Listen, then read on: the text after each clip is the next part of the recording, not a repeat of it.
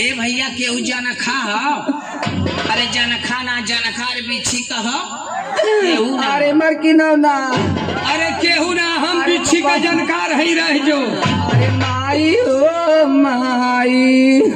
अरे रो मत रे, रोवत यही तो मन करत हम भोकाड़ खोल दे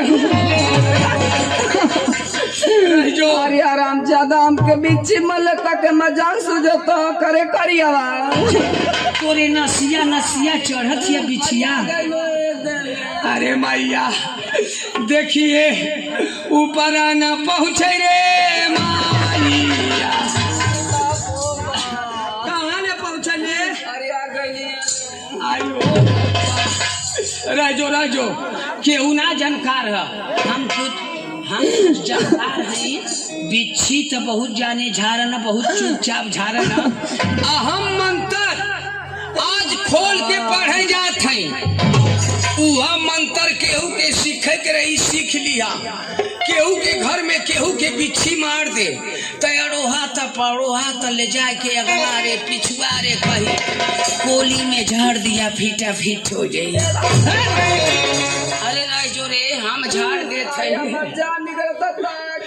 राजो कहाँ बने? अरे बिचलिया राजो हम झाड़त है तनी भदेली घुसका उधर।